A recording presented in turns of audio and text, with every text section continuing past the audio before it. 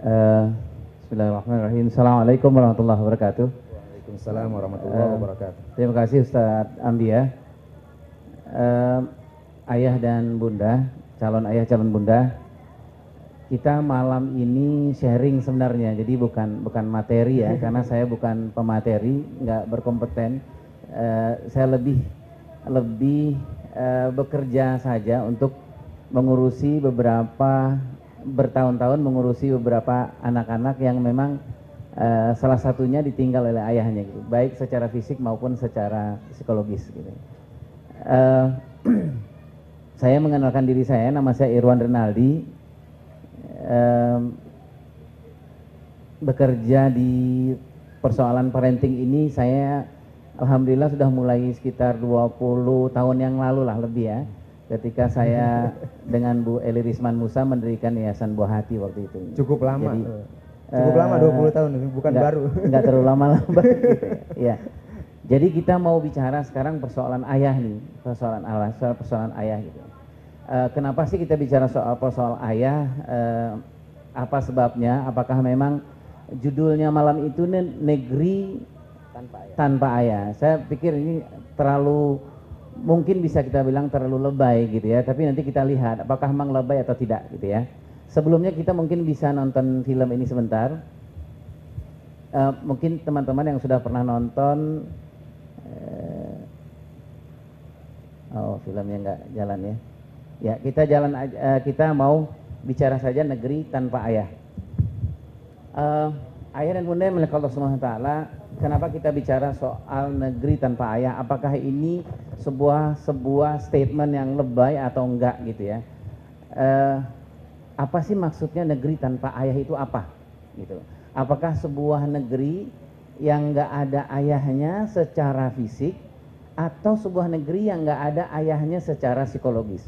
Gitu. Kita mau bicarakan itu. Dan apa akibatnya? Gitu ya. Ayah dan bunda yang milik Allah Subhanahu wa taala, kita bicara ini sebelumnya saya mau tanya dulu kepada para ayah dan ibu gitu ya, supaya ayah dan ibu. Saya tanya ke ibu dulu yang sudah menikah ya. Siapa di antara ibu yang ketika ibu menikah, sebelum ibu menikah, ibu pernah ikut belajar sekolah menjadi ibu? Ada nggak kira-kira? Nggak ada ya? Nggak ada. Oke. Saya tanya kepada para ayah yang belum nikah, jangan nunjuk. Nah, ya, oke. Siapa ayah yang sebelum menikah, siapa yang pernah ikut sekolah menjadi ayah? Nggak ada ya? Nggak ada. Saya juga tidak. Jadi ayah dan bunda yang Allah Subhanahu wa taala, berpuluh-puluh tahun pekerjaan saya di dunia ini, dunia pengasuhan ini, saya memang menemukan ayah dan bunda, menemukan anak-anak kita tumbuh, anak-anak kita besar. Yang lebih besar itu yang ditumbuhkan itu lebih kepada fisik sebenarnya, gitu. Lebih fisik saja. Jadi anak kita kalau nggak makan itu nggak enak rasanya, ya. Jadi tugas kita itu hanya memberi, yang penting makan, gitu. Makan gitu. Nah, kita nggak tahu apa yang harus kita lakukan ke anak-anak kita, gitu ya. Jadi ayah dan bunda yang Allah Subhanahu wa taala, kalau saya menyebut, kalau judul hari ini, malam ini kita bilang negeri tanpa ayah, mungkin ada sedikit lebaynya, ada sedikit berlebihannya, tetapi memang ini sedikit ada persoalan di kita, ada fakta dan datanya di kita. Nah, saya mengungkapkan gini ayah dan bunda, anak-anak kita sekarang, dan ayah dan bunda bisa lihat ini di internet ya, bahwa anak-anak kita sekarang yang umur SMP yang sudah melakukan hubungan suami istri SMP itu sudah 62,7%, ya. Bahkan penelitian terakhir itu 70% sebenarnya, gitu. Dan 70 dari anak remaja kita dipastikan satu narkoba, dan kemudian banyak lagi data yang lain. Maaf. Ya, baik. Ini sampai terakhir nanti ganti 4 mic ya, nggak apa-apa. Ya, banyak persoalan. Terakhir saya membantu teman-teman di KPK, kita diamanahkan untuk membuat kurikulum pencegahan korupsi seusia dini. Kenapa kita bicara membuat kurikulum korupsi seusia dini? Kenapa? Karena hampir semua koruptor persoalannya apa? Persoalannya bukan karakternya sekarang, tapi kenapa dia menjadi koruptor, kenapa dia markup, kenapa dia yang lain, itu apa sebabnya? Karena persoalan di umur 0-15 tahun, dia punya ayah tapi dia nggak punya ayah. Ada ayahnya secara fisik, tapi nggak ada ayahnya secara psikologis, nggak ada ayahnya gitu ibu. Jadi dia ngelihat ayahnya, dia bisa pegang ayahnya, dia bisa touch ayahnya, dia bisa lihat ayahnya sehari-hari, tetapi dia nggak bisa lihat jiwa ayahnya, nggak ada komunikasi, gitu. Lebih hanya dengan pertemuan fisik saja, gitu.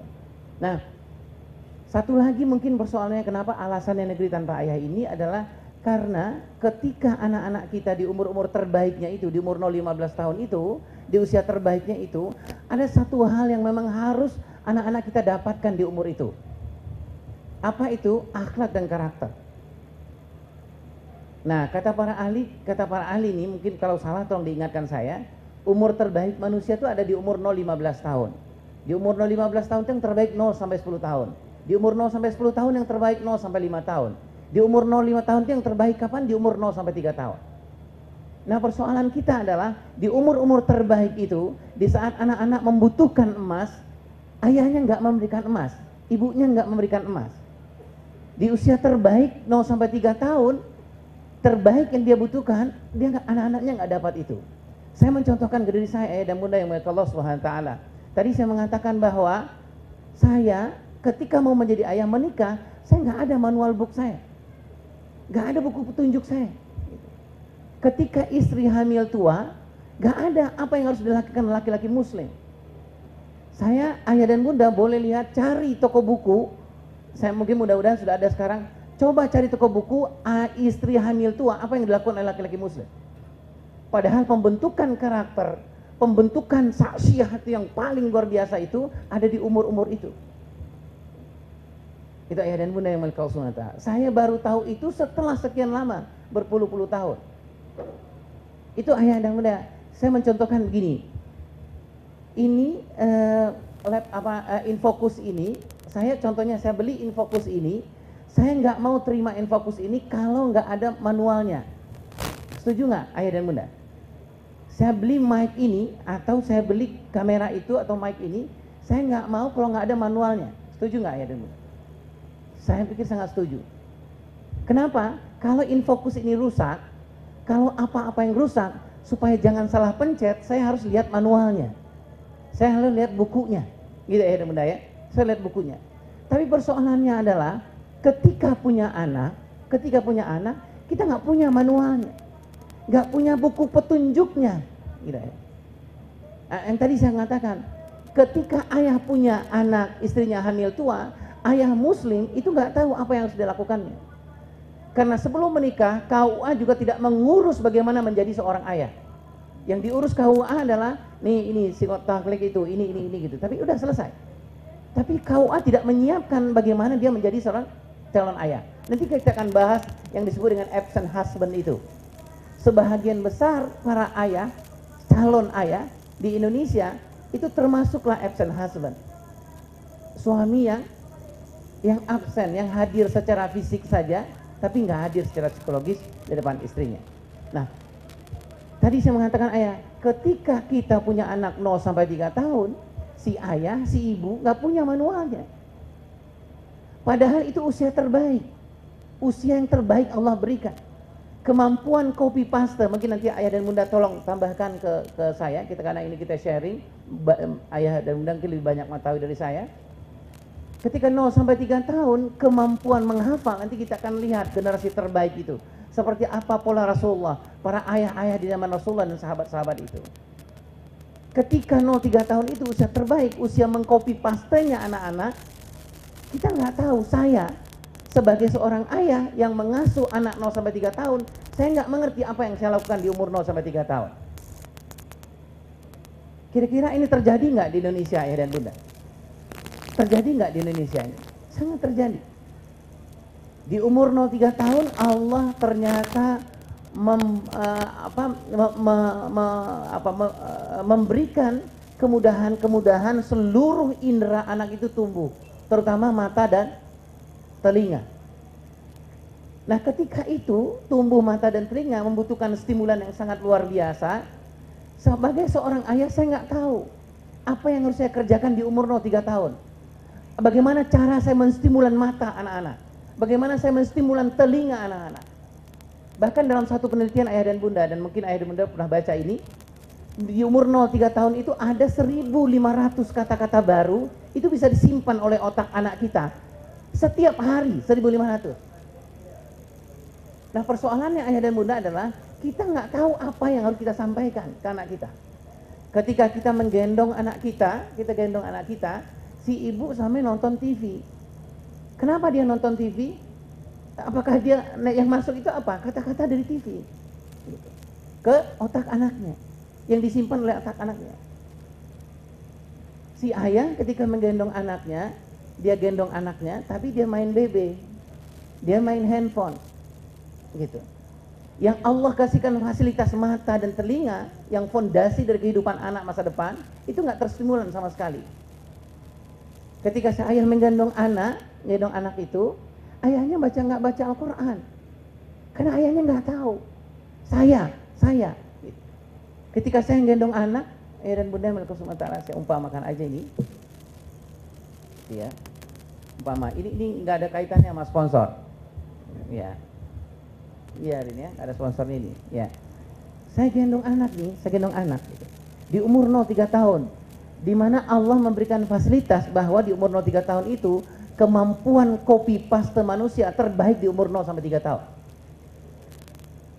Kemampuan menyerap manusia itu ada di umur 0-3 tahun. Itulah sebabnya dalam Al-Quran itu ada diperintahkan untuk menyusui selama lebih dari 2 tahun.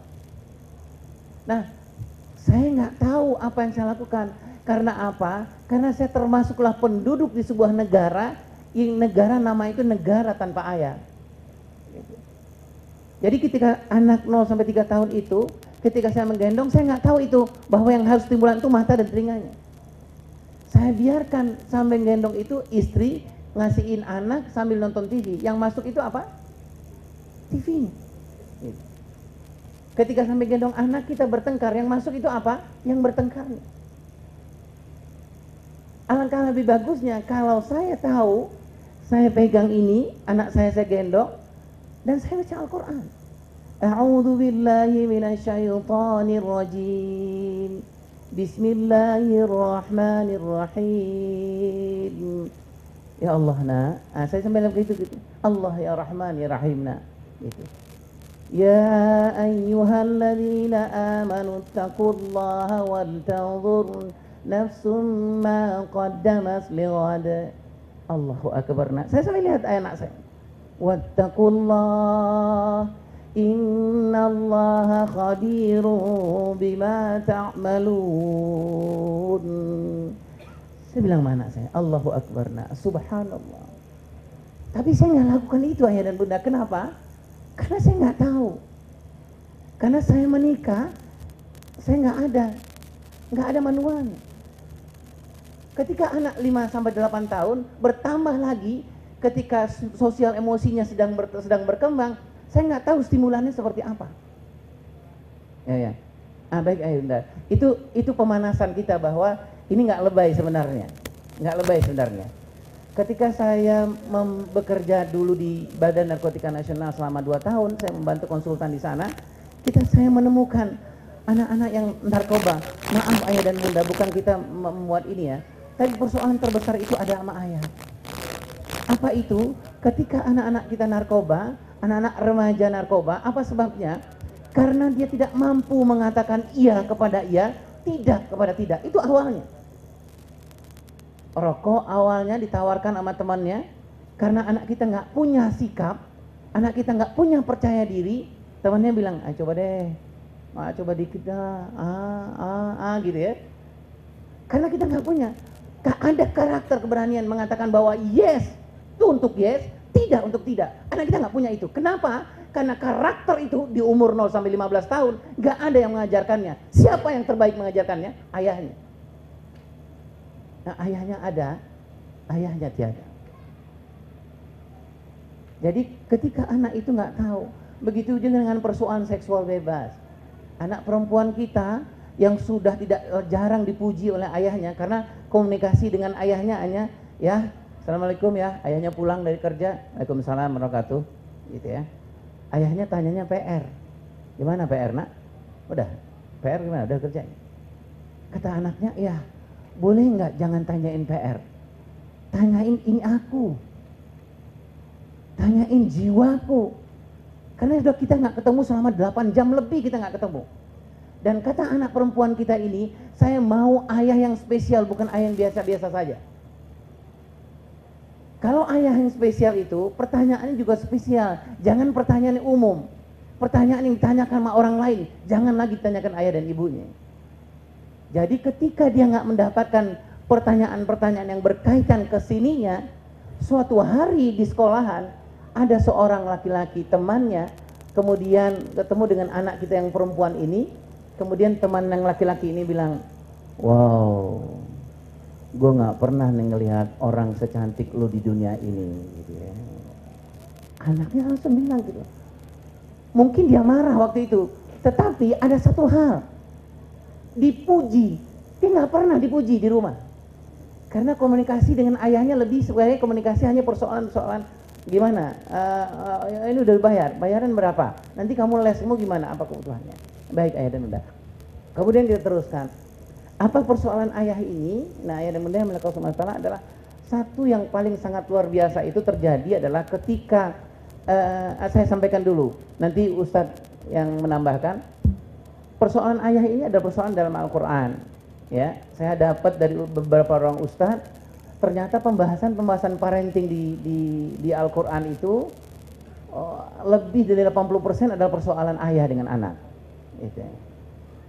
Luqman dengan anaknya, Nabi Ibrahim dengan anak dan lain gitu. Itu lebih sangat luar biasa sebenarnya.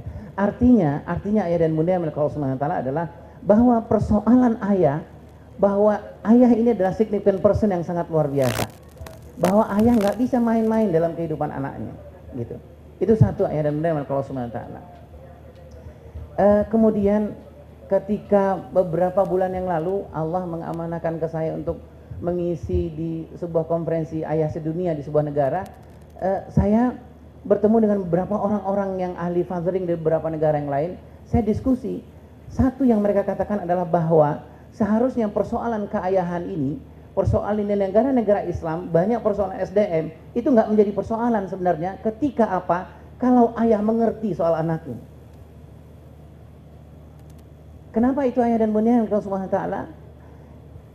Salah satu, maaf kalau saya salah ini, karena saya nanti tolong Ustadz tegur saya kalau saya salah ya. Di dalam terminologi dakwah itu ada yang kita sebut dengan Ghazul Fikri. Nah, salah satu Ghazul Fikri itu yang sangat luar biasa itu adalah salah satunya Indonesia. Indonesia itu nggak biasa dihantam masyarakat Muslimnya dengan apa peperangan atau apa gitu, karena orangnya suka memaafkan, suka melupakan gitu ya, ditabok terus lupa gitu, misalnya udah selesai gitu. Jadi enggak, tapi apa? Salah satunya dari Ghazul Fikri ini. Apa itu Ghazul Fikri? Adalah salah satunya gitu ya. Seorang ahli profesor dari Amerika Serikat soal fathering ini, Profesor Clayton mengatakan, dan beliau mengatakan ke saya, Pak Irwan, kekuatan keislaman di Indonesia itu tidak akan begitu tumbuh dengan hebatnya kalau, nah gitu ya, kalau ayah para anak-anak Muslim itu semakin jauh dari anaknya.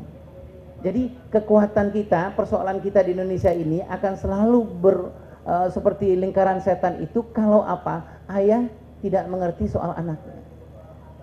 Gak tahu apa yang dikatakan. Lupanya begini ayah dan bunda, karena salah satu tugas ayah itu adalah membentuk karakter, membentuk akhlak, dan itu ada di umur 0 sampai 15 tahun. Kata Thomas Lincoln dikatakan 0 sampai 10 tahun itu adalah pembentukan setidak-tidaknya 10 karakter. Kalau ayah bunda baca buku ensiklopedia akhlak nabawiyah itu ada 28 karakter akhlak Rasulullah yang itu wajib kita tanamkan ke anak kita biasakan ke anak kita di umur 0 sampai 15 tahun. Kenapa? Nanti ketika umur 15 tahun ke atas, 16 tahun ke atas, karakter itu akan menjelma menjadi kepribadian. Nah, kepribadian itu sudah internalize dalam diri anak dan diri kita. Gitu. Jadi kita agak susah untuk dirubahnya. Baik. Waktunya terus Nggak apa, Ustaz? Baik, Ustaz. Iya. Iya, Ustaz. Nah, kita mau lihat sekarang dulu ayah dan bunda, persoalan seperti apa pengasuhan ideal itu sebenarnya dalam konteks Islam. Banyak hal-hal, banyak buku yang kita baca, tapi satu yang secara gampang dan sederhana saja, kalau kita berhasil mengasuh dan mendidik anak kita, baik orang tua ataupun sekolah, ciri-cirinya ini saja. Apa itu ayah? Ketika kematangan mentalnya melebihi kematangan biologisnya. Berarti itu kita sukses itu. Jadi kalau kematangan mentalnya anak kita melebihi kematangan biologisnya, berarti kita sukses dalam mengasuh dan mendidik anak kita. Itu ayah dan bunda. Nah, nanti kita akan lihat contoh-contohnya. Saya bacakan beberapa sebentar ya.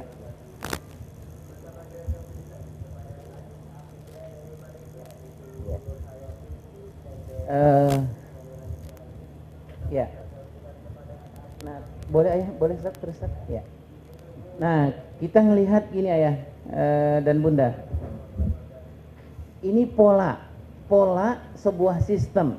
Ini kita boleh berbeda, boleh tidak. Jadi pola pengasuhan dalam konsep tarbiyatul aulad Islamiyah itu seperti ini ayah dan bunda. Jadi di umur 8 sampai 10 tahun itu hafal Quran 30 juz. Nanti saya akan bacakan beberapa contoh-contoh yang kita menyebutnya, gini ya, saya bacakan ya.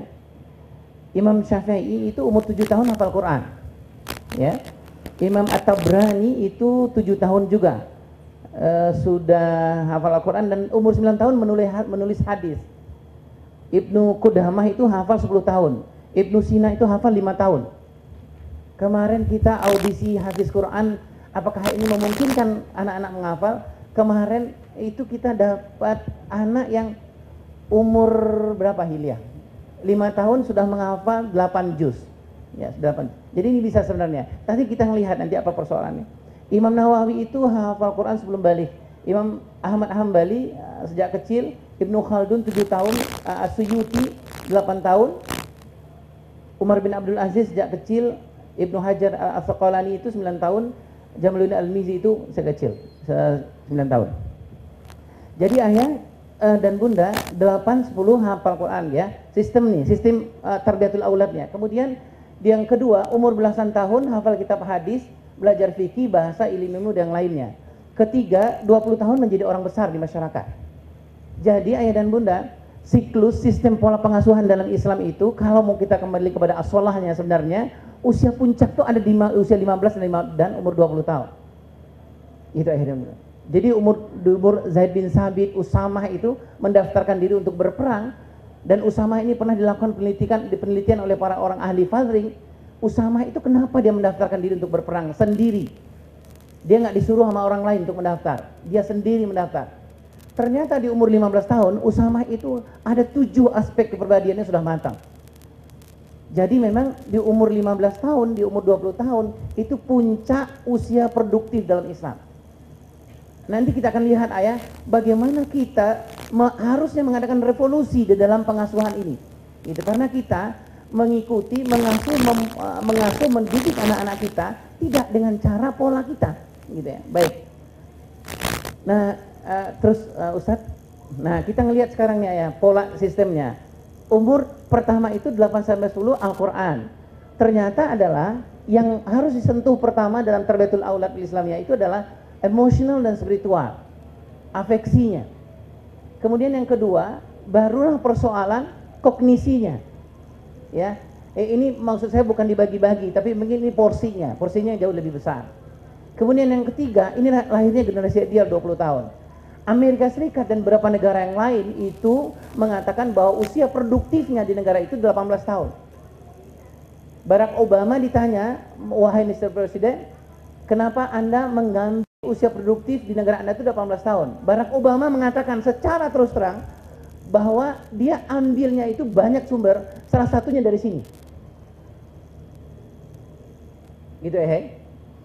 Nah, sekarang kita ngelihat ayat. Kalau kita ngelihat dalam Al-Quran itu, nanti Ustadz Ambia yang akan membacakan ayatnya, enggak, atau Ririn atau Fajri yang Ustazah. Di Al-Quran itu Nabi Ibrahim alaihissalam itu memberikan analog bagaimana pikiran seorang manusia dalam berpikir bagaimana cara menterbiah anak-anak. Nabi Ibrahim berdoa kepada Allah, memberikan opsi kepada Allah, ya Allah, apakah proses terbiah itu yang benar itu seperti apa? Apakah yang pertama itu tu'allimul kitab tsumma tazkiyatun nafs, gitu, di Al-Baqarah. Tapi di surat Ali Imran Allah menjawab, jadi bukan kognisi yang lebih dahulu. Kalau Nabi Ibrahim ini kan logika kita ini, logika manusia yang berpikir material. Kalau mendidik dan mengasuh anak itu apa yang lebih dahulu? Saya manusia, saya berpikir bahwa anak saya harus les dulu. Kenapa? Karena nanti anak saya akan menjadi seorang insinyur, dokter dan lain, kemudian dia menjadi pegawai dan dia menjadi karyawan, dia punya uang dan kemudian jadi kaya. Itu warisan dari bapak dan ibu saya, gitu. Itulah sebabnya saya berikan pola dalam mengasuh anak-anak materi yang lebih dahulu. Seperti pola yang diberikan oleh Nabi Ibrahim ditanyakan oleh Allah Subhanahu wa taala. Tapi rupanya Allah Subhanahu wa taala menjawab di surah Ali Imran, bukan soalimul kitab awalan. Tapi walakin kata Allah Subhanahu wa taala, yang pertama itu adalah tazkiyatun nafs awalan tsumma tu'allimul kitab. Jadi apa ayat? Pola ini yang dilakukan. Jadi lebih kepada stimulan emosional dan spiritual lebih dahulu, kognisi lebih dahulu, baru kepada stimulan afeksi lebih dahulu, baru stimulan kognisi. Jadi kalau begitu ayah dan bunda, pagi hari kita ke anak kita nggak bertanya PR udah atau belum, karena itu kesini nih ayah dan bunda, gitu. Kalau kita mau kembali kepada as-shalah sebenarnya tarbiyatul aulad bil Islamiyah itu. Nah, jadi kalau begitu apa? Kita lebih banyak 0 sampai 15 tahun itu tanyakanlah ininya ke anak kita, bukan ininya, gitu.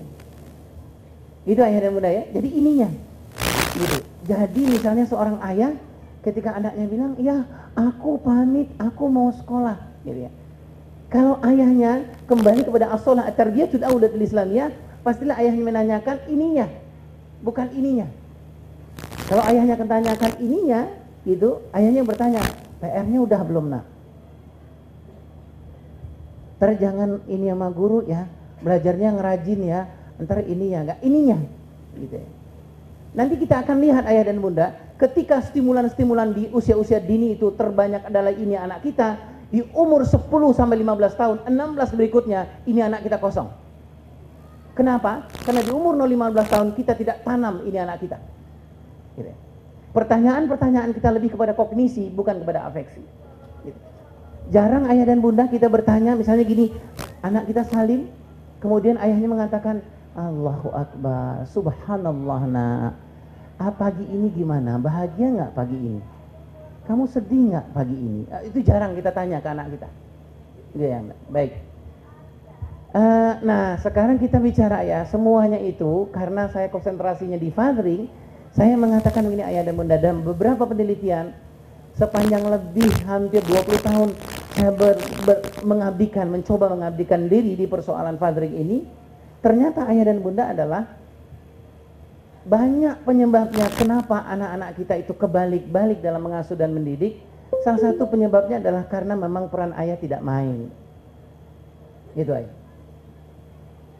Jadi ketika anak kita itu di usia 8 sampai 10 tahun, dia membutuhkan stimulan emosional dan spiritual, anak kita nggak mendapatkan itu.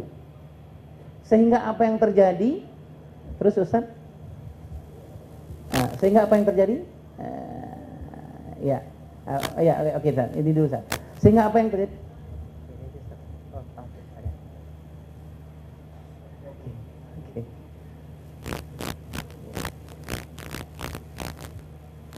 Ya, baik. Makasih ya, Ustaz. Ustaz istirahat dulu. Ya, ngopi-ngopi dulu, Ustaz. Kopi, tahu, udah? Oke. Ya. Oke. Jadi apa yang terjadi adalah kita kebalik-balik ayah dan bunda. Harusnya anak-anak kita mendapatkan emosional dan spiritual. Harusnya di umur 0 sampai ketika istri kita hamil tua itu, salah satu tugas suami adalah membacakan Al-Quran dan hadis di depan perut istrinya. Jadi dalam fathering in Islam itu, kalau istri hamil tua, itu si suami itu skin to skin dengan perut istri, nggak ada batas baju atau pakaian. Jadi memang suami itu mengelus perut istrinya. Apa yang dia katakan? Katakanlah itu, bacakanlah Al-Quran, bacakanlah hadis. Bahkan di dalam sebuah teori fathering in Islam yang sangat ekstrim, calistung bahkan diajarkan ketika istri hamil tua. Ada yang nggak setuju nggak? Calistung itu diajarkan ketika istri hamil tua. Nanti kita melihat kenapa kita begitu takutnya mengajarkan anak kita membaca, menulis dan berhitung. Nah, coba ayah dan bunda lihat ya. Ketika istri hamil tua, ya, mudah-mudahan yang belum menikah segera menikah. Amin ya, Mbak Fitri. Ya, insyaallah. Ya, jadi ketika istri hamil tua, si suami, ini calistung ya. Si suami bilang gini. Dia elus perut istrinya. Terus kemudian calon ayah mengatakan, "Dek, hari ini ayah mau membacakan ayat kedua dari surat ke-16 juz ke-25. Calistung bukan? Calistung. Jadi nanti kita akan lihat ayah, begitu terlambatnya anak-anak kita untuk produktif. Karena memang otaknya nggak diisi. Kemudian besoknya ayahnya bilang gini, "Dek," gitu ya. Mudah-mudahan istrinya nggak bosan ngelihat, kan deket banget itu ya, nggak bosan. Kalau bosan ditutup aja mukanya. Dilus perut istrinya. Kemudian suaminya mengatakan, "Dek, hari ini ayah akan cerita tentang hijrahnya Rasulullah Sallallahu Alaihi Wasallam. Beliau hijrah, Dek, dari kota Makkah ke kota Madinah, sangat jauh sekali. Bisa jaraknya ribuan jauhnya dari rumah ayah ke kantor ayah. Jaraknya ratusan kilo dari rumah mbah ke rumah kita." Calistung bukan?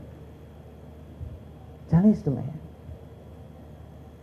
Jadi ayah dan bunda, sangatlah logis kalau nanti dikatakan bahwa Islam itu membutuhkan anak-anak usia produktif itu 15 tahun.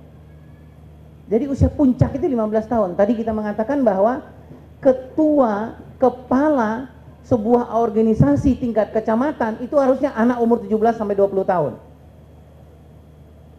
Gitu. Nah, baik ayah. Kita teruskan. Nah, tadi saya mengatakan, tadi yang kita sudah bahas itu adalah sebuah sistem rupanya. Contoh-contoh yang saya katakan tadi itu ayah, yang saya katakan tadi itu bukanlah kebetulan. Tapi memang dibuat betul, dirancang betul bahwa di umur 8 sampai 10 tahun itu adalah emosional dan spiritual. Yang Allah mengatakan tazkiyatun nafs, bukan tu'alimul kita. Gitu ya. Jadi ini sebuah sistem pengasuhan dan pendidikan yang di kita, saya mengatakan ke diri saya nggak melakukan itu di umur anak 0 sampai 10 tahun. Kenapa? Karena saya nggak tahu itu. Kenapa? Karena paradigma pengasuhan saya hidup dengan cara Islam, tapi paradigma pengasuhan saya bukan paradigma pengasuhan Islam. Apa contohnya ya? Saya udah ulang ini beberapa tempat. Contohkan ke diri saya membangunkan anak-anak asuh berbeda dengan istri saya. Apa itu? Kenapa berbeda? Karena kami berbeda datangnya, kabilahnya berbeda. Saya dari kabilah Sumatera, istri saya dari Solo. Jadi memang mazhabnya berbeda ini. Gitu. Hanya persoalan bangun pagi. Coba kita ngelihat ayah ya. Ini kita lihat ini persoalan paradigma dan pola pengasuhan.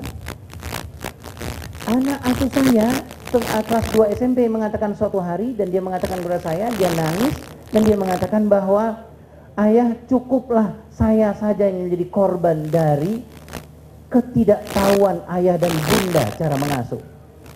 Saya bilang kenapa? Dia mengatakan, boleh enggak cukup saya aja yang tidak dibangunkan secara Islam. Boleh nggak adik-adik itu dibangunkan secara Islam, tidak menurut mazhabnya ayah dan mazhabnya bunda. Gitu. Jadi du mazhab ini. Kalau anak-anak asuh saya mengatakan bahwa saya membangunkan anak-anak asuh saya itu dengan mazhab Sumatera'iyah. Jadi gitu ya. Nah, ketika membangunkan itu datanglah mazhab Soloiyah ini. Gitu. Nah, Bang Ismail, pelan-pelan aja. Gitu ya. Ayat 2. Bayangkan pagi hari, hanya persoalan sederhana, bangun pagi saja, sudah berpuluh-puluh tahun, kayak nggak punya. Bagaimana bangun secara Islam itu?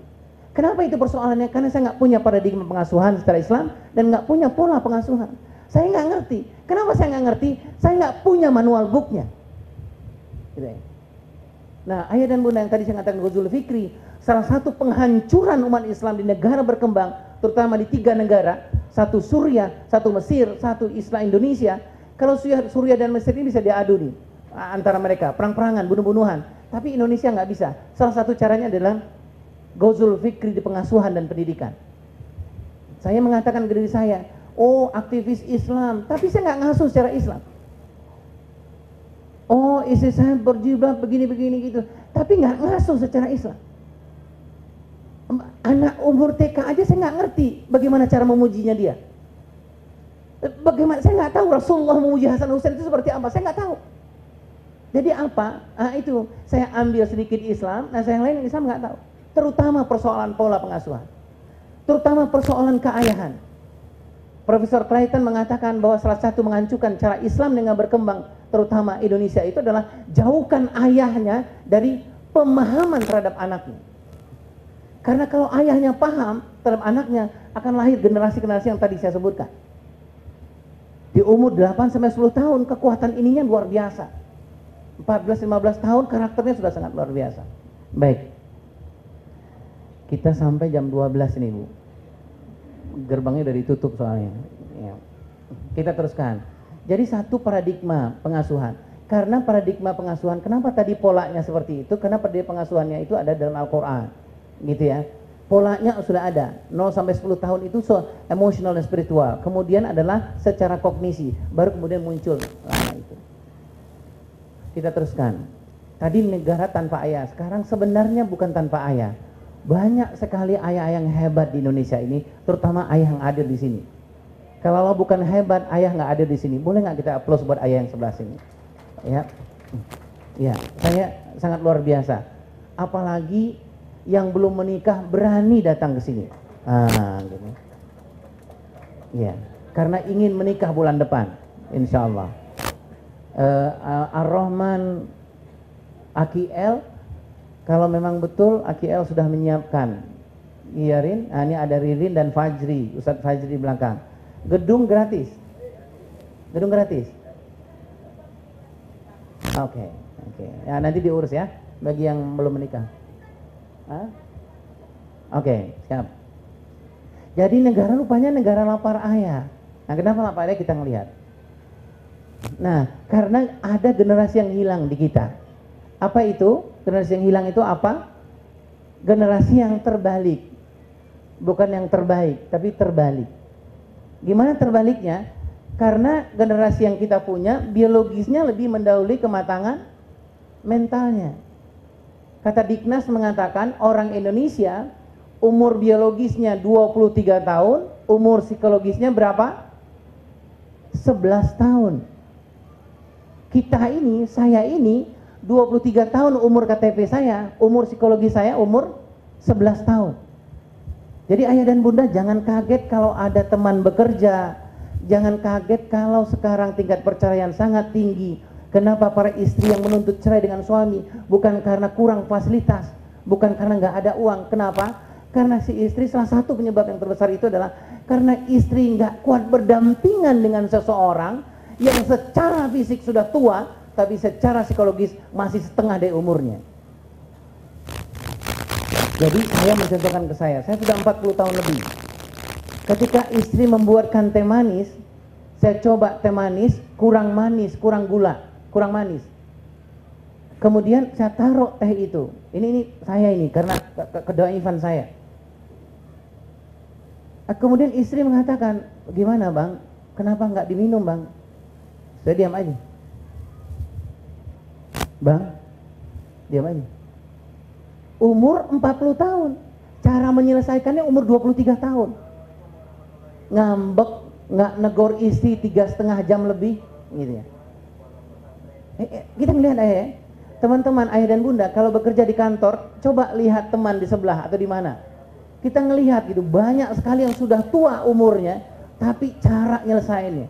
Bahkan pernah atasan kita umurnya sudah 50 tahun, kalau marah sama kita tuh kayak umur 20 tahun. Nggak negor kita. Udah, kamu nggak usah masuk. Kalau nggak masuk gimana? Siapa yang ngerjain? Gitu. Ini ayah. Tapi ini kata Diknas memang begitulah. Jadi kita kebalik-balik ayah. Kenapa kita kebalik-balik? Karena tadi sistem itu kita hancurkan. Harusnya stimulan sosial emosional, emosional spiritual lebih dahulu, tapi kita lebih kognisi lebih dahulu. Baik. Udah hampir selesai. Nah, kita melihat salah satu, saya bukan mengatakan ayah, semuanya kita ini berperan. Tapi di Indonesia ayah dan bunda ada sejarahnya. Dahulu ketika tahun-tahun 80-an itu masih ada yang disebut dengan parenthood itu. Jadi fatherhood dan motherhoodnya masih ada, anak-anak merasakannya. Ketika globalisasi masuk terus, mulai tahun 90-an, yang namanya fatherhood dan motherhood ini, fatherhood ngomong sama motherhood, wahai motherhood, sekarang harga susu sudah mahal, kontrakan naik, naik. Saya kerjanya kemarin pulangnya jam 4, boleh nggak saya lembur sedikit pulangnya jam 7 malam? Kata si motherhood, oke. Akhirnya apa? Di rumah nggak ada lagi fatherhood. Anak-anak yang tadinya jam 4 sore bisa main kuda-kudaan, lari-larian, nggak ada lagi fatherhoodnya. Kenapa? Karena fatherhoodnya sedang lembur. Kenapa sedang lembur? Karena, tadi kita lihat, karena diizinkan oleh motherhoodnya, karena kata motherhoodnya, Pak, tetangga ngasih susu anaknya formula 67, masa kita formula 63? Oh, kata bapaknya, 67 itu mahal deh, ya bapak carilah uang, lembur lah gitu, berarti lembur dia. Nah, masuk 90 ke atas, si fatherhood suatu sore datang ke motherhood dengan keadaan yang sangat lelah. Kata fatherhood, maaf motherhood, aku lelah sekali mencari uang, anak kita sudah banyak, boleh nggak kamu bantu saya mencari uang? Bener nih, kata motherhood. Iya deh, aku juga bosan di rumah nih, kata motherhood. Fatherhood keluar nyari uang. Anak-anak nggak mendapatkan lagi bonding ayah, nggak mendapatkan lagi bonding ibunya. Nah, siapa yang di rumah? Mbak Hood atau Nenek Hood, gitu ya. Itu yang didapatkan. Nah, kita melihat ayah sekarang. Nah, anak-anak yang tanpa fatherhood itu, ini sudah ayah dan bunda bacalah di mana-mana, yang sangat gampang ini melihatnya. Salah satu ciri-cirinya adalah anak kejenuhan yang sangat luar biasa. Jenuh itu apa? Dia mendapatkan ayah, adiknya, atau abahnya atau babaknya itu jenuh. Jadi jenuh maksud saya itu gini, rundown hidup ayahnya itu 24 jam itu udah kebaca sama dia. Gitu ya. Ini ayah nih pulang nih. Nah, ini true story-nya saya cerita. Maaf nih kalau udah pernah dengar cerita ini, ya. Saya di penelitian kami, di lembaga kami, itu ada anak TK dan saya ada izin sama keluarga ini. Anak TK dan kelas 4 SD. Nah, pulang nih ayahnya, gitu. Mesin motor berhenti, kata anak TK itu bilang, "Bang, Kak, ayah pulang," gitu. Kata kakaknya yang kelas 4 SD, bilangnya, biasa aja, dari dulu gitu-gitu aja. Gitu. Karena kakaknya udah tahu apa yang terjadi. Enggak, kata kakak dan adik TK-nya. Kata kakaknya, lihat aja, ntar ketok pintu nih, di situ tuh ketok pintunya. Ini buka nih, ke kiri pasti jalan ini. Nah, kini duduk pasti nih, duduk, terus lonjor nih, taruh tas, terus tarik nafas, kepalanya ke atas. Gitu. Nah, terus habis itu panggil mama pasti. Enggak, kata adiknya, coba aja. Ntar kamu bilang sama ayah, ayah boleh nggak? Jawabnya pasti alhamdulillah. Gitu. Enggak, kata anak TK. Ini true story-nya ya. Ayah dan bunda udah pernah dengar lah, sering nggak dengar ini. Saya bacakan ini. Bagi yang belum dengar saya ulang saja. Anak TK-nya ketika assalamualaikum, anak TK-nya datang gitu. Ayah, aku nanti di sekolahan kata bu guru pintar gambarnya. Ayahnya bilang alhamdulillah. Anak TK-nya ini lihat kelasnya kelas 4. Iya kak, gitu. Anak TK bilang lagi, ya kalau kata bu guru aku pintar gambar itu karena ayahnya jago gambar. Ya iyalah. Gitu. Duduk, betul ayahnya duduk. Dikejar lagi sama anak TK itu. Iya aku. Ayahnya bilang, ayah capek. Gi sana ke ibu di dapur. Anaknya TK ini pergi ke dapur, gitu ya ayah dan bunda ya. Ibunya lagi masak di dapur. Pas pintu dapur gitu. Si kakaknya bilang, pasti jawab ibu gini-gini, suruh ke sana pasti. Gitu. Anaknya di pintu dapur udah bilang, "Ma, aku tadi di sekolah," kata mamanya, panas nih, dek, sana, panas nih. Si anak TK ini datang ke kakak kelasnya itu, ke mentornya itu, ke kakak kelas 4 itu. Dia bilang, "Kak, bener ya kak, kenapa sih ayah jawabnya gitu. Nah kakaknya bilang, "Gua kata apa? Gue udah lama ngontrak di sini," kan gitu. Ya. Jadi udah lama, udah tahu tuh ayah jawabnya gini tuh ya. Kalau ibu itu selalu menyuruh kita ke sebuah destination yang nggak jelas tempatnya apa. Sana, di mana itu sana itu? Provinsi apa? Siapa wali kotanya? Tangerang Selatan kah atau apa? Sana gitu. Ya, oke. Satu jenuh. Ketika dulu awal-awal, alhamdulillah, ketika saya dengan teman-teman dengan almarhumah Ibu Ainun Habibi mendirikan sebuah lembaga namanya Lembaga Orbit berpuluh tahun yang lalu. Kami melakukan penelitian ayah, kenapa anak-anak kita suka dengan games, suka dengan TV, suka dengan apa? Karena TV, games itu sangat dinamis. Sementara dia dapat ayah dan ibunya monoton. Dia nggak pernah mendapatkan ayahnya, tiba-tiba ayahnya itu berubah menjadi seorang Umar bin Khattab yang gagahnya luar biasa. Menjadi besar Umar bin Khattab itu. Yang tiba-tiba ayahnya bilang, "Dek, sebentar lagi Umar bin Khattab akan melangkahkan kakinya." Anak-anaknya bilang, "Wow." Dia udah gak kenal sama ayahnya. Karena itu udah Umar bin Khattab radhiyallahu yang besar itu, yang tegas itu. Kaki kanan Umar bin Khattab akan melangkah. Gitu. Anaknya bilang, "Umar, berarti orang-orang yang di sebelah kanan ini akan lari tunggang langgang ya?" "Iya," kata kau Umar ini. "Kenapa?" kata anaknya. "Karena Umar lewat kaki kanan melangkah, orang ketakutan sebelah kanan." Kakak ayahnya ini ngangkat ke kanan. "Sebentar Umar, sebentar." "Oh, kom," gitu. Kaki kiri Umar akan melangkah. Sampai dia umur 12 tahun, umur 10 tahun, umur 17 tahun, dia nggak pernah melihat, menonton ayahnya bercerita soal Umar bin Khattab radhiyallahu. Ayahnya nggak pernah bercerita tentang Rasulullah Sallallahu Alaihi Wasallam. Anaknya nggak pernah menonton ketika Rasulullah SAW bercerita tentang ayahnya bilang gitu, "Maafin ayah ya nak, ayah bercerita tentang Rasulullah di Taif ini. Ayah sedih nih, nak. Ayah nangis ini." Anaknya bilang, "Kenapa ayah nangis?" "Karena ayah kangen sama Rasulullah Sallallahu Alaihi Wasallam. Karena Rasulullah terzalimi di sini nak." Nangis ayahnya di sini. Kemudian ayahnya mengatakan, "Sini tanganmu nak, peganglah air mata ayah. Nanti kelak kamu besar, kamu sadar tidak sadar, terpaksa atau nggak terpaksa, ketika kamu ingat Rasulullah, kamu menangis nak." Anak kita, anak saya nggak pernah dapat cerita ini. Kenapa? Karena prinsip kita tadi itu ayah dan bunda. Karena prinsip kita adalah di umur 0 sampai 10 tahun itu kita lebih kejar-kejaran ke les apa gitu. Tapi kita apa? Nah, nanti ayah dan bunda itu kan ditanya, terma ayah akan ditanya, dia mau hisab. Siapa yang mengajarkan tauhid ke anakmu?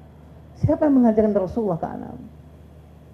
Di dalam prinsip pengasuhan dalam Islam itu, anak-anak, maaf kalau nanti salah, tolong benarkan saya. Ibadah itu bisa. Assalamualaikum, saya kedatangan tim Gepuk. Nah, tim Gepuk ini Pak Kak Yono ini baru pulang dari Sinabung.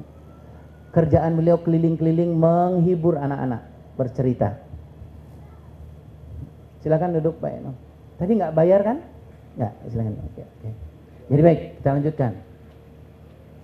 Nah, oke. Nah, jenuh ya. Kemudian kesepian. Kesepian itu apa ya? Jenuh itu sama dengan ini ya. Pertanyaan-pertanyaan kita ke anak kita itu lebih pertanyaan-pertanyaan yang membuat anak kita beragama itu secara matematis dan mekanis. Anak kita kelas 4 SD, ayahnya bilang, "Dek, Mas, udah sholat asar?" "Udah ya." "Udah 4?" "Udah ya." Besok sebelum ayahnya nanya, anaknya udah bilang, "Ayah, sudah asar." 4 ayah. Gitu. Sangat matematis. Jarang kita bertanya sama anak kita ketika dia habis sholat asar, kemudian kita bilang tuh, Allahu Akbar, tadi ayah lihat kamu sujud, kamu lama bener. Apa yang kamu rasakan, nak? Oh, jarang kita tanya begitu. Ya. Udah dia salam, Assalamualaikum warahmatullahi wabarakatuh, Assalamualaikum warahmatullahi wabarakatuh. Ayahnya deket sini. Ya Allah, kenapa? Kok seneng banget wajah kelihatannya habis salam. Jarang kita nanya begitu. Bisa jadi kita bilang jawab apa-apa gitu. Ya baik. Kesepian. Nah, kesepian itu dari ayah, anak itu butuh dua saja, ayah dan bunda. Satu dia butuh fisik, kemudian dia satu butuh psikologis. Dia butuh fisik, butuh psikologis. Dia butuh badannya ayah, butuh juga jiwanya ayah. Dia butuh juga pertanyaan ayah. Dia butuh juga ayah mengatakan I love you. Dia butuh juga ayahnya malam-malam ketika dia tidur, ketika anak kita tidur, kemudian ayahnya datang, udah mau tidur ya, gitu. Udah ya, aku udah ngantuk banget nih. Ayah mau ngasih hadiah. Udah deh ya, gak usah hadiah-hadiah deh. Hadiahnya besar sayang. Udah deh, kamu merem dulu deh, karena hadiahnya besar sekali. Nah, merem anaknya. Aku udah merem ya. Hadiahnya kapan datang? Sebentar lagi nak. Udah merem. Udah. Ayah, ada hadiahnya mana? Ini hadiahnya nak. I love you. Dia cium kening anaknya. Anaknya buka mata. Anaknya bilang, aku nanti ketika aku besar, kalau aku punya masalah, aku akan lari ngomong masalahku tidak ke orang lain, hanya ke laki-laki dewasa ini. Karena inilah real father. Inilah ayah yang sebenarnya. Ayah yang tahu tentang jiwaku. Ayah yang mengatakan, kalau ngomong itu sama aku, lihat mata aku. Mas, mbak, love you. Saya ngomong I love you kadang-kadang gitu aja gitu. Ayah, ya nak, ya love you gitu. Anaknya bilang, sama siapa ayah ngomongnya? Gitu, kebetulan kucing lewat gitu ya, sama kucing sama siapa gitu ya. Oke. Nah, kesepian itu apa? Anak terjadi di rumah, dia kesepian ayahnya. Dia ada ayahnya secara fisik tapi nggak ada ayahnya secara psikologis. Dia kesepian di sekolah, iya, karena nggak punya ayah di sekolahan. Di Indonesia nih ayah dan bunda yang milik Allah Subhanahu wa taala, ayah dan bunda sudah tahu data ini. Guru dari PAUD sampai guru SD 92,6% gurunya adalah perempuan. Benar ayah? Perempuan. Di saat anak-anak membutuhkan karakter laki-laki yang ada perempuan. Dan majelis ulama diam soal ini. Dan orang yang punya sekolah diam soal ini. Orang yang mengerti Al-Quran diam soal ini. Yang mengerti hadis diam soal ini. Sudah berapa juta anak-anak kita korban. Apa yang ayah bunda? BKKBN mengatakan bahwa anak-anak sekarang yang di umur 5 sampai 12 tahun secara karakter kebenci-bencian. Secara karakter kebenci-bencian. Kenapa? Di umur-umur terbaiknya dia nggak hadir laki-laki. Di sekolahan perempuan semua. Gitu. Hatta itu sekolah Islam. Ketika anak TK kita bertanya, Bu Guru, aku boleh tahu nggak Pak Umar itu perkasa ya? Gimana Bu Gurunya bilang? Gila. Ada Bu Guru, kita melakukan penelitian di 12 TK. Bu Guru ini ketika pertanyaan itu sama. Bu Guru ketika mendapat pertanyaan itu, Bu Gurunya bilang, iya nak, Pak Umar itu perkasa.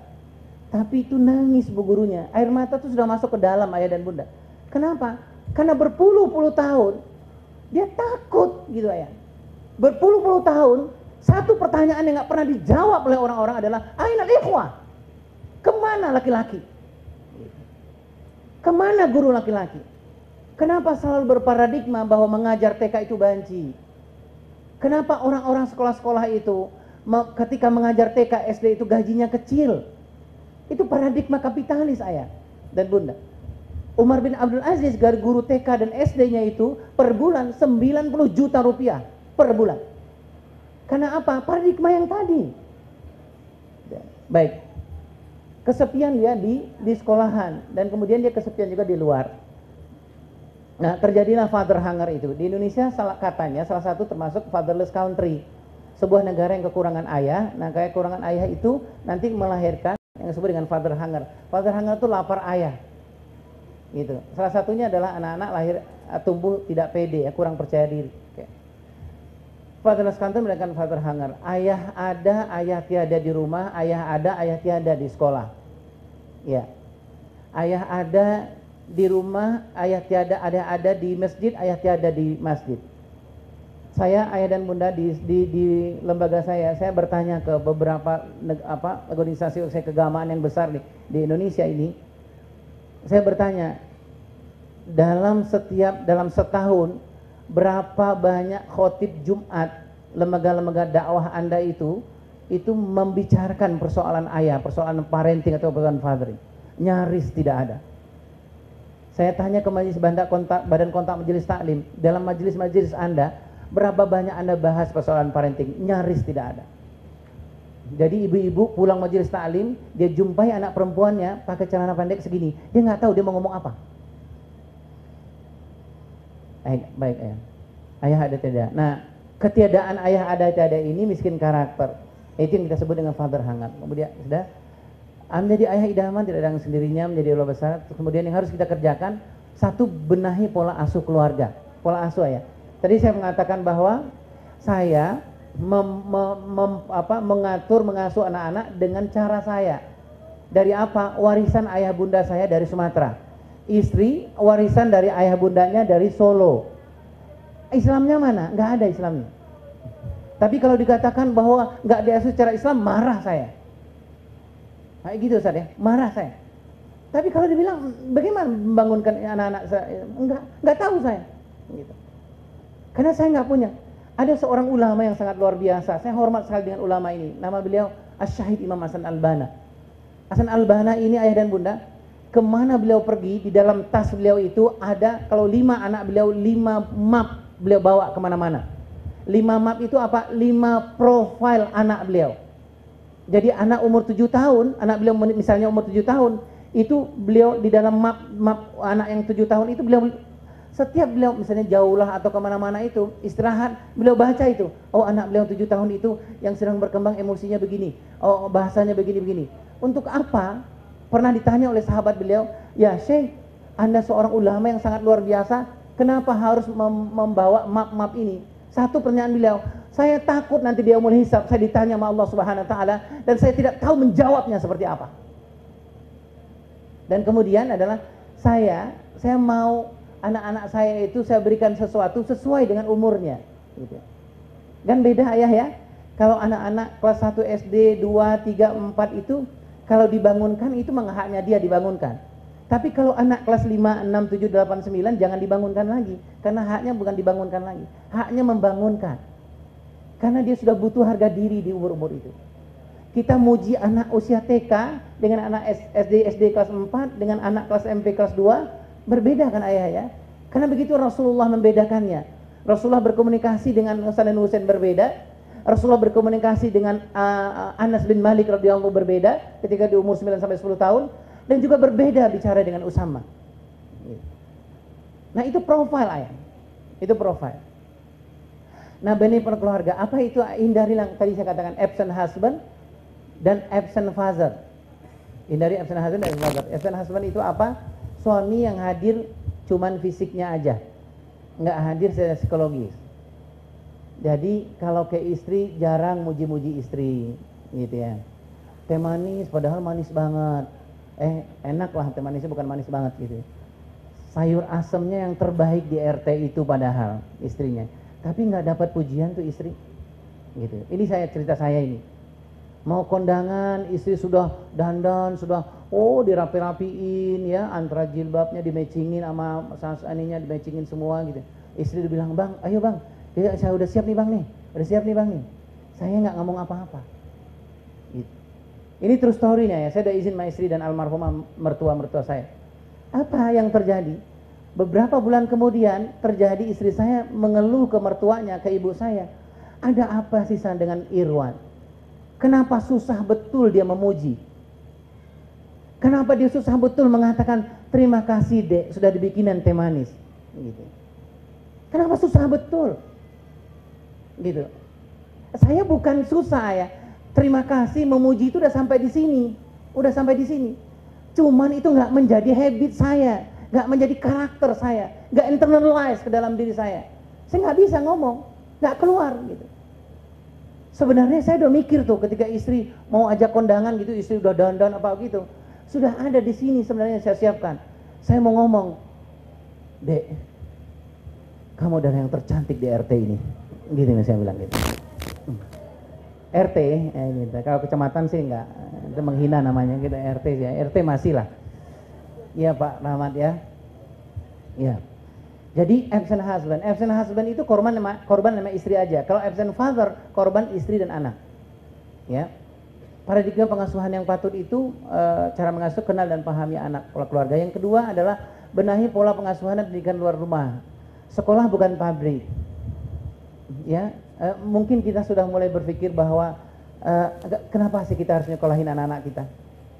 Gitu. Ada dua dalam tarbiyatul aulad itu, yang satu at-tarbiyah, yang satu ar-riayah. At-tarbiyah itu pendidikan. Pelajaran-pelajaran seperti matematika dan lain itu konsepnya itu boleh kita minta bantuan ke orang lain. Karena belajar matematik, saya nggak ngerti matematik, saya minta bantuan sama guru. Tapi kalau ar-riayah, kalau pengasuhan, itu konsep awalnya nggak boleh minta bantuan. Gitu. Contohnya gini, seorang istri lagi mangku anaknya, ngasihin anaknya yang terakhir, anaknya 3, yang lagi ngasihin anaknya yang nomor 1 yang sulung lagi duduk di situ, ingusnya kemana-mana, gitu. Kata istrinya, bangnya baca koran, bang tolong bang, itu anak kita yang pertama ingusnya bang, gitu. Si abangnya bilang, suaminya bilang, ya dek, ya, gitu. Bang udah kemana-mana tuh bang, ya dek, gitu. Nah, si abangnya bilang yang ketiga kali, si istrinya bilang, bang tolonglah bang, gitu.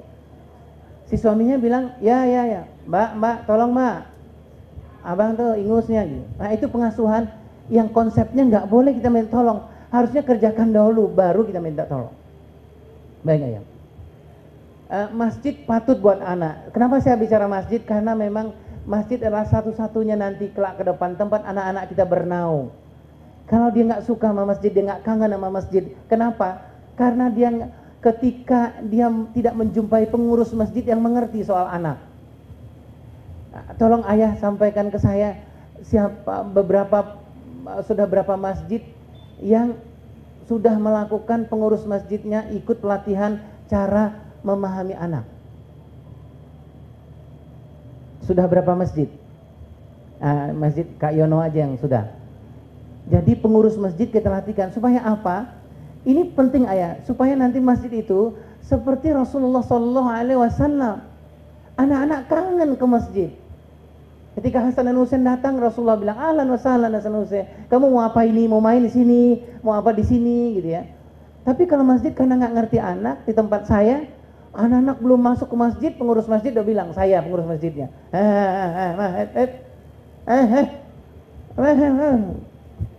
Kata anak-anak, pengurus masjid kita hebat ya, nggak ngelihat bisa itu, gitu. Kita lagi ngapain, ngedengerin suara aja udah bisa tuh. Kita katanya mau ngaco-ngacoin masjid nih. Gitu. Sama kayak ibu di dapur, kita di ke kamar, bunyi aja di kamar, kontang. Ibunya bilang, kak, kenapa sih sama adek? Kakaknya bilang sama adeknya, itulah kelebihan ibu kita. Nggak ngelihat bisa nebak. Lebih hebat dari Deddy Corbuzier sebenarnya. Oke. Sistem sosial layak anak ya, keayahan. Yang terakhir, benahi kebijakan pemerintah. Ini sih ngomong-ngomong idealnya aja ya. Saya mohon bantu Mbak Ayah dan Bunda. Alhamdulillah saya dibantu sama Bu Linda. Kita bekerja sama dengan BKAW Bali yang sudah kita Bali dan Salimah. Kita sudah kontrak 2 tahun. Kita melakukan sosialisasi fathering di Bali Kabupaten. Kita sudah lakukan dengan Salimah juga dengan teman-teman di Jawa Barat, dengan teman-teman Provinsi Jawa Barat. Dan kalau ada ayah dan bunda yang mau menyediakan tempatnya di kampungnya, di kantornya, di masjidnya apa untuk sosialisasi soal fundraising, mudah-mudahan saya kalau berkenan saya datang ke sana. Ya, karena saya pikir bahwa persoalan keayahan ini nggak bisa kita tunda. Ya, baik. Sudah ya, jual obatnya udah selesai, hanya sebenarnya 30 menit tapi lebih 30 menit. Maafkan saya Ustadz Ambia. Saya mohon ampun kepada Allah Subhanahu wa taala dan minta maaf kepada ayah dan bunda semua. Bila taufik dan assalamualaikum warahmatullahi wabarakatuh. Waalaikumsalam warahmatullahi wabarakatuh. Subhanallah, pemaparan materi yang sangat berharga buat kita sehingga membuka pola pikir kita. Oh, selama ini mungkin kita salah ya, atau selama ini mungkin belum kita lakukan gitu ya, atau mungkin juga di sini banyak yang hadir juga banyak yang belum menikah begitu ya. Mungkin nanti ada beberapa pertanyaan, namun ada satu ayat yang Allah firmankan dalam Al-Quran. Ini ketika terjadi peristiwa kurban. A'udzubillahi minasyaitonirrajim. Falamma balagha ma'ahu sa'ya qala ya bunayya inni ara fil manami anni azbahuka fanzur madza tara. Nah, di sini ada komunikasi antara Nabi Ibrahim dengan anaknya, gitu loh. Falamma balagha ma'ahu sa'ya, ketika Ismail sudah mencapai masa baliknya, kemudian Ibrahim ini melihat dalam mimpinya bahwa Ibrahim menyembelih anaknya. Tapi Ibrahim ini ada komunikasi, tidak serta-merta langsung apa yang Allah perintahkan langsung dieksekusi, tidak. Tapi Nabi Ibrahim di sini komunikasinya kepada anaknya, dia tanya dulu anaknya, "Fangzur madza tara." Bagaimana pendapatmu Ismail? Aku dapat mimpi dari Allah begini, tapi bagaimana pendapatmu? Nah, ini ada komunikasi antara Nabi Ibrahim dengan anaknya. Ini kan pelajaran juga tuh buat kita tuh ya. Namun terkadang memang komunikasi gitu ya. Kadang-kadang orang tua juga salah kepada anaknya. Ketika anaknya masih kecil saja terkadang terlalu mencintai anaknya terkadang begitu ya. Bayangin saja kalau kita ke pasar itu nggak ada yang sayang istri, sayang bapak, nggak ada. Pasti orang-orang yang dagang itu bilangnya sayang anak, pasti begitu kan? Ya, gitu. Nah, yang parahnya lagi kadang-kadang anak itu digendong sama orang tuanya ketika dia masih bayi. Dinyanyi-nyanyiin pun, tidak dibacakan ayat Al-Quran tapi dinyanyiin anak raja gitu, anak raja, digendong-gendong anaknya, padahal bapaknya tukang ojek bukan raja, begitu ya. Ini salah nih ya, ini sering terjadi begini. Kadang-kadang orang tua ketika anak masih kecil dia ngajarin bohong buat anaknya. Contoh, ini kadang-kadang kita lupa. Ketika anak misal lagi bercanda gitu, anak kecil, dia palanya kejedot gitu, kemudian dia nangis. Apa kata orang tuanya? Enggak. Padahal iya enggak? Kenapa bilang gitu? Enggak, Dede, enggak, cep ya, enggak. Padahal iya kejedot ya. Harusnya iya. Nah, itu mengajarkan harusnya jangan bilang enggak gitu ya. Kalau enggak ini berbohong nih. Harusnya iya kejedot tapi enggak apa-apa. Nah, begitu. Nah, ini dari kecil memang kadang-kadang sudah mengajarkan suatu yang bohong gitu terhadap ini. Cara juga berbeda dengan Imam Haramain Syekh Abdurrahman Sudes ketika masih kecil. Ini kisah beliau ketika masih kecil. Beliau nakal, orang tuanya bukan malah memarahinya, tapi malah mendoakan, kamu kalau sudah besar nanti gitu. Jadi tidak marah kepada anaknya, kamu kalau sudah besar nanti ibu doain gitu ya, jadi imam Masjidil Haram. Benar, ketika besar menjadi imam Masjidil Haram. Subhanallah. Ini nyambung juga nih dengan materi yang tadi ayah kita sudah jelaskan kepada kita. Baik, kita buka penanya ya. Kita berikan penanya.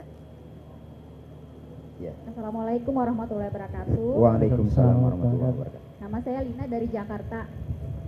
Lina dari Jakarta. Yang pertama, apa sih oleh-olehnya dari konferensi Ayah Sedunia itu di negara mana? Ceritain dong sedikit flashbacknya. Terus Hari Ayah Indonesia itu pastinya kapan, sama Hari Ayah Sedunia itu kapan? Terus lembaga tersebut berada di mana Ayah Irwan? Cuman tertera di sini Depok 2013. Terima kasih. Wassalamualaikum warahmatullahi wabarakatuh. Baik, terima kasih. Ada satu lagi ya? Saya jawab aja ya. Jawab langsung. Oke, udah takut lupa. Iya. Konferensi yang terakhir itu di Singapura, Pak Lina. Cuman memang sudah hampir 3 atau 4 konferensi. Itu memang anehnya itu Indonesia tidak mengirimkan wakilnya. Padahal ayah terbanyak dan bermasalah itu di Indonesia gitu. Ketika di konferensi itu kita juga sebenarnya bahkan pemerintah juga nggak mengirimkan wakil gitu. Kita datang atas nama swasta saudaranya. Swasta. Kita dapat data yang luar biasa gitu. Ada sahabat saya dari Taiwan itu seorang pekerja sosial juga di bidang fathering ini, itu udah datang ke Singapura itu dia tuh buta. Dia datang sendiri gitu. Karena dia bilang Saya takut nanti anak-anak di Taiwan itu dibesarkan itu bukan dengan ayahnya, tidak dengan bonding ayahnya gitu. Karena nanti anak-anak itu kecenderungan akan dibesarkan dengan gadget gitu ya. Dengan gadget, dengan handphone, dengan apa gitu. Nah, dengan Profesor Clayton itu kita berdiskusi, salah satunya itu ya. Saya tanya ke Clayton itu, buku-buku Anda ini buku bagus-bagus luar biasa. Gitu. Buku-buku tentang ayah itu, sangat luar biasa bukunya. Saya bilang sama Prof, Prof ini buku-buku Anda ini bagi saya itu seperti nggak aneh gitu. Seperti saya membaca sesuatu yang saya sebenarnya sudah paham ini tentang buku ini. Dan beliau bilang betul, harusnya Pak Irwan yang nulis buku-buku tentang fathering ini. Kenapa? Karena beliau bilang bahwa saya dengan teman-teman hampir sekian banyak orang yang bergerak di fathering itu mengatakan bahwa kami menulis soal fathering itu, salah satu sumber terbesar kami itu Al-Quran. Gitu. Nah, kalau beliau mengatakan ke saya itu adalah orang-orang di Indonesia itu ibarat pepatah ayam mati di lumbung padi. Al-Quran itu menyiapkan betul luar biasa lah tentang ayat komunikasi yang tadi Ustadz bacakan tadi itu adalah buku komunikasi ayah dengan anak yang sekarang di Amerika menjadi top itu buku itu. Nah, itu diambilnya dari itu. Jadi bagaimana kenapa Nabi Ibrahim bicara dengan Ismail gitu. Padahal Nabi Ibrahim itu kan adalah ayah yang sangat sibuk. Beliau datang ke anak itu cuma sekali setahun. Tapi dia melahirkan Nabi Ismail yang sangat luar biasa, zaki otaknya, kuat badannya, dan caranya luar biasa. Dan coba lihat bagaimana Nabi Ibrahim alaihissalam itu memahami betul anaknya remaja ini, dan dia paham betul psikologi remaja. Jadi dia nggak mengatakan langsung begini, tapi kemudian dia ngajak dulu berdialog. Karena 10-15 itu ada 3 yang harus kita kerjakan para ayah. Perbanyak dialog, jangan memaksa, lebih banyak melibatkan, jangan banyak memberikan instruksi, tapi lebih banyak membimbing. Yang itu dilakukan Rasulullah terhadap Anas bin Malik radhiyallahu anhu. Maka tumbuhlah seperti tadi. Itu mungkin Lina. Itu kemudian yang kedua hari ayah. Saya nggak tahu hari ayah itu kapan, gitu. Karena memang sejauh ini kita nggak tahu juga hari ayah itu apa ada, ya nggak tahu saya. Kalau menurut saya hari ayah itu adalah ketika Nabi Ibrahim dan Ismail itu monumental yang sangat luar biasa. Ayah sedunia, saya lupa juga nih kapan. Ya. Kemudian ayah untuk semua ini, kantornya di mana? Kantornya di badan saya, karena ayah untuk semua itu cuma di saya sendiri. Karena ini pekerjaan, fathering ini pekerjaan di jalan yang sangat sepi, Lina. Sangat sepi, gitu. Saya bikin komunitas ayah tukang ojek, komunitas ayah sopir taksi, komunitas ayah di mana, komunitas ayah di kantor-kantor, dan ini memang tidak populer. Nggak ada tepuk tangan di sini, gitu. Saya bikin komunitas ayah petani di sana, nelayan di mana di Cilacap. Saya punya komunitas ayah di perbatasan Papua, sini di Kirom namanya. Saya punya di beberapa tempat lah gitu. Saya pengen kantor juga, tapi belum ada uangnya untuk di kantor, gitu ya. Itu mungkin Lina ya. Yang terakhir ini curhat sebenarnya. Oke. Baik, dari Ikhwan satu orang nih. Silakan. Assalamualaikum warahmatullahi wabarakatuh. Waalaikumsalam warahmatullahi wabarakatuh. Alhamdulillah saya bisa bertemu langsung dengan Ustaz Irwan lah. Ya. Pertama ketemu bukunya itu tidak sengaja ada di percetakan. Oh. Jadi yang berjudul Ayah Hebat ya. Jadi baru tahu sekarang bisa ketemu. Alhamdulillah. Sama-sama. Luar biasa paparan dari Pak Irwan Renaldi mengenai pola asuh keluarga. Saya bersama istri dan berempat anak. Usianya sudah yang gede itu sudah kelas 5 SD. Alhamdulillah dari baca buku dan tentunya dari buku Ustaz Irwan kita coba menerapkan pola asuh yang berbeda dari yang tadinya belum tahu gitu loh. Nah, ternyata untuk masuk ke wilayah itu merubah jati diri saya selaku ayah itu luar biasa berat. Betul. Tantangannya adalah kurang istiqomah saja. Artinya ketika istri saya negur saat dulu sebelum menikah, istri menginginkan saya menjadi imam. imam di rumah, artinya menjadi contoh gitu loh. Nah, ketika memiliki keluarga, anak, itu luar biasa tantangannya ya. Nah, tadi yang pola asuh coba disampaikan, saya ingin menanyakan, mudah-mudahan tidak tertinggal upaya kita untuk membenahi keluarga ya. Iya, San. Artinya upaya akseleratif apa yang bisa kita lakukan para ayah dan bunda yang mungkin paradigmanya belum masuk lah, belum diterima, ketika tanggung jawab pundaknya ada di para ayah seperti itu. Karena secara teknis tadi sudah disampaikan cukup bagus, artinya kita bikin pola asuh yang berbeda dari yang orang tua kita dapatkan dulunya gitu. Memang kita pada waktu kecil tidak dapatkan seperti ini. Demikian pertanyaan saya, terima kasih. Assalamualaikum warahmatullahi wabarakatuh. Oh iya, Aris dari Aris. Bekasi, Pak. Mas Aris dari Bekasi. Terima kasih. Ya, Langsung Ayah ke poin. Aris, saya bikin buku, Ayah, alhamdulillah, bikin buku. Alhamdulillah, doakan saya nggak pernah menjual buku gitu. Hanya satu buku yang terlanjur dijual, itu Ayah untuk semua itu. Mudah-mudahan selamanya nggak menjual buku. Nah, buku-buku itu ada di ini, Ayah, di web Ayah untuk semua itu. Nanti diunduh bisa gratis di sana. Memahami anak umur 4 tahun, 5 tahun atau apa-apa gitu ya. Ayah bercerita kepada anak-anak di situ. Ayah Aris, ini persoalan kita semua nih, Ayah Aris. Soal kita semua, karena kita dapatnya di jalan ya, Ayah. Dapatnya di jalan. Kita menikah, kita datang masuk kepada bahtera rumah tangga itu dengan karakter-karakter kosong kita dua-duanya, Ayah Aris gitu. Saya menikah di umur 27 tahun, istri saya di umur 32 tahun. Kita berbeda tahun yang agak jauh. Istri saya datang dari pola asuh keluarga Solo, Ningrat Solo. Saya dari keluarga proletar Sumatera gitu. Nah, satu adalah yang lupa saya lakukan itu ada ayat Allah gitu, bahwa ketika, kan katanya gini, rumah tangga yang oke itu adalah ketika 5 tahun atau 3 tahun awal itu menggunakan ayat Allah itu, kamu adalah pakaian dia adalah pakaian kamu, kan itu. Karena kita berbeda nih ya, kita berbeda. Jadi artinya adalah kita adalah, si istri adalah mentor kita, gitu ya, pakaian yang menutup kita, karakter-karakter kosong kita, dan kita adalah pakaiannya dia gitu. Nah, agak jarang kita melakukannya di umur 03 tahun pernikahan kita nggak ngecek ini dulu. Padahal katanya yang lebih bagus itu di usia perkawinan 3 tahun itu, ceklah dulu karakter kosong kita ini. Karena kita membawa kosong-kosong semuanya ya, banyak yang kosong. Saya contohnya nih Ayah Aris ya, saya mengatakan begitu susahnya kita untuk merubah.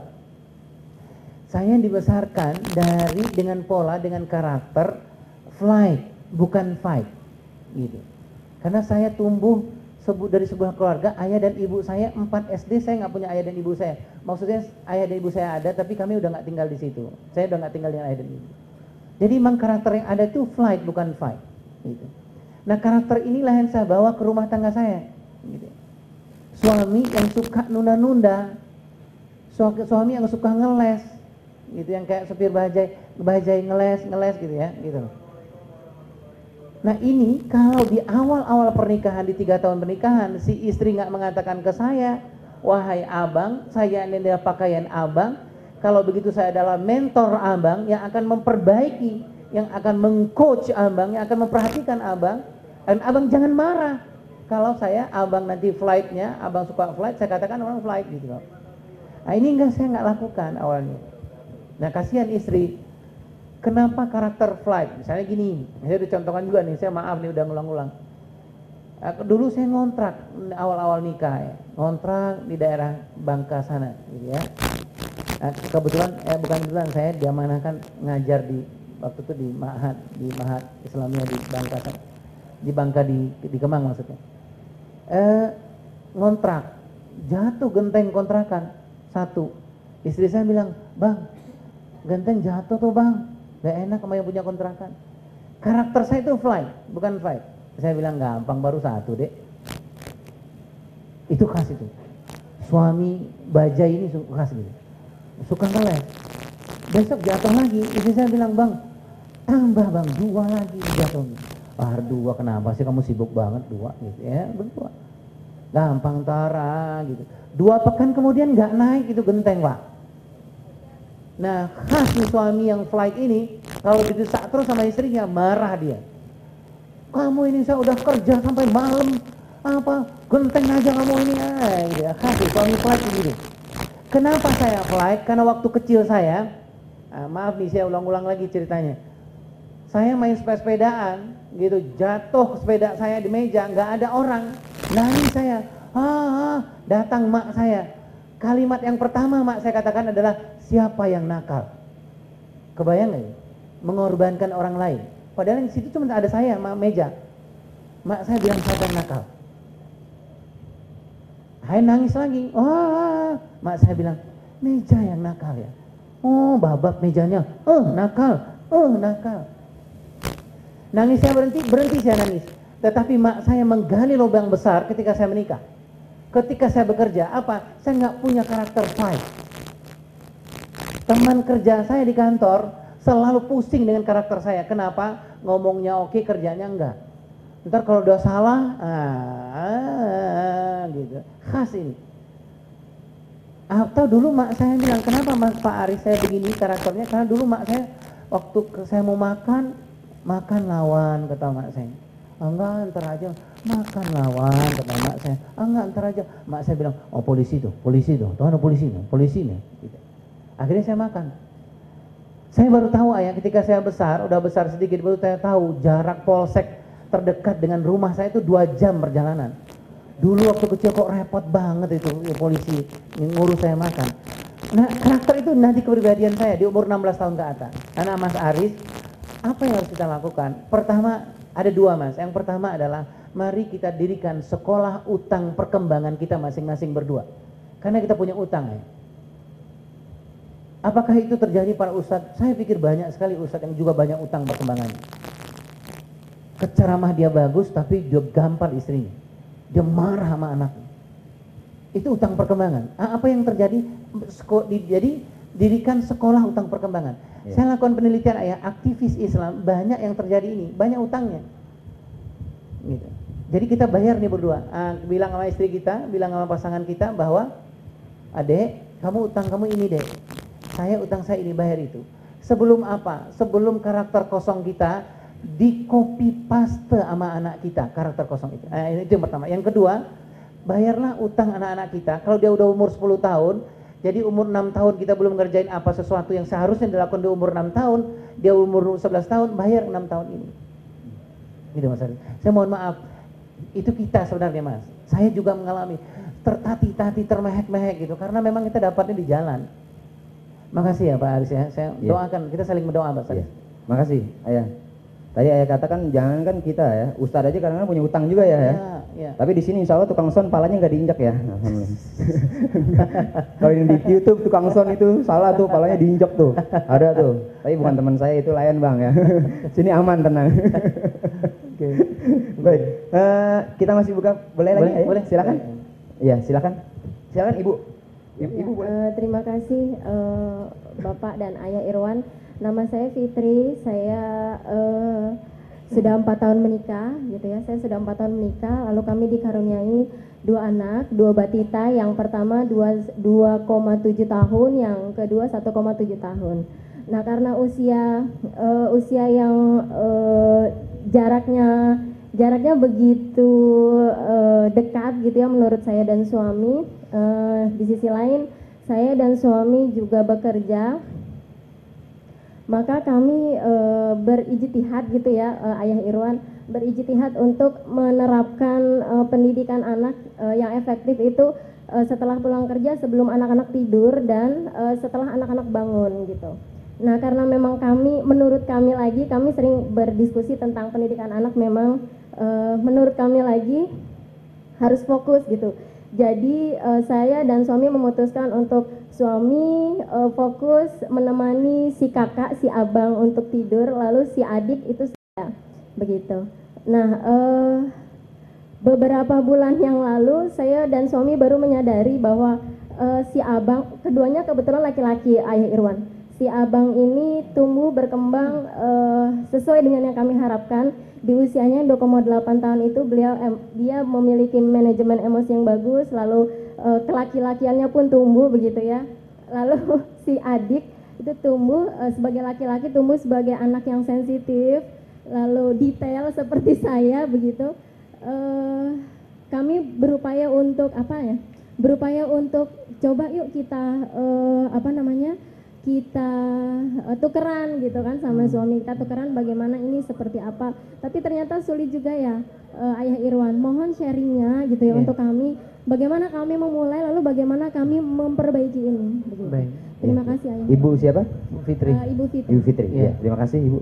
Iya, makasih Bu Fitri. Kalau saya maafkan kalau saya salah nih Bu Fitri ya. Saya pikir mungkin nggak di shift begitu kali ya, karena memang anak-anak, jadi kan prinsipnya gini, berikanlah emas di saat anak membutuhkan emas gitu. Jadi masing-masing anak itu dia membutuhkan sesuatu di saat dia membutuhkan sesuatu. Jadi yang kita sebut dengan golden moment itu. Nah, golden moment itu nggak bisa golden moment sekarang yang adik itu seharusnya dia dapat dengan ayahnya gitu ya. Kemudian ayahnya bilang, ini bukan ayah sekarang jatahnya sama mama gitu ya.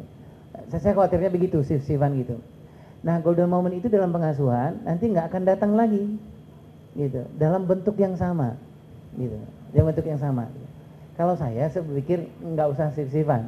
Kalau menurut saya ya, menurut saya. Terus kemudian di umur 0 sampai 10 itu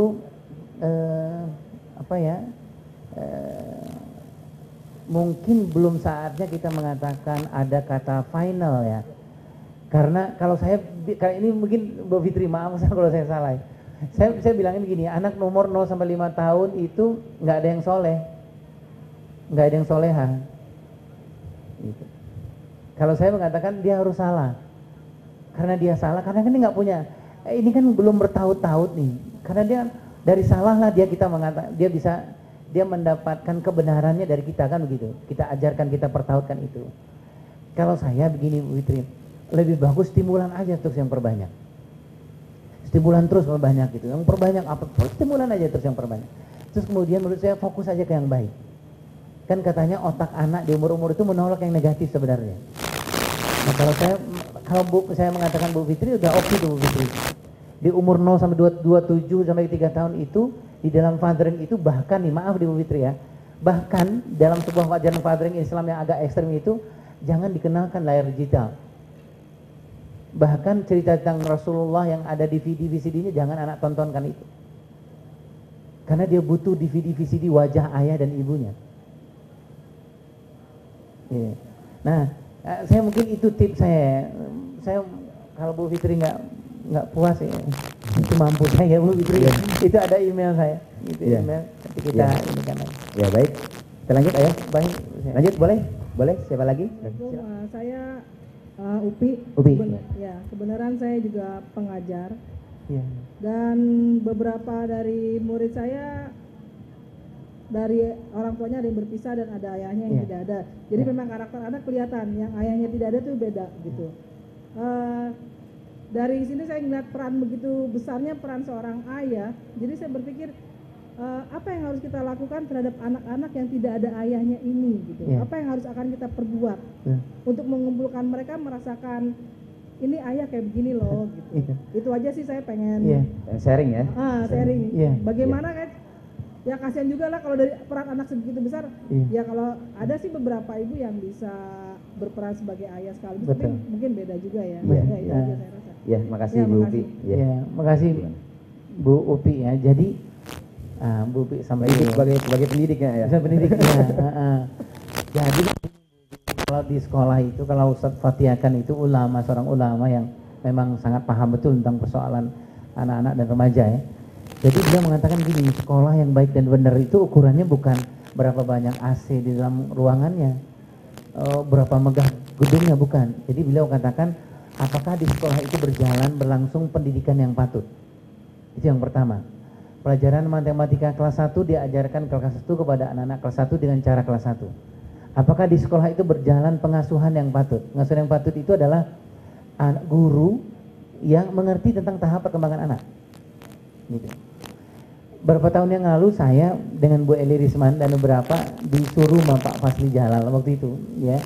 Jadi kita bekerja di Diknas sampai kita membuatkan beberapa rancangan, yang satu sekarang itu jadi PAUD sekarang.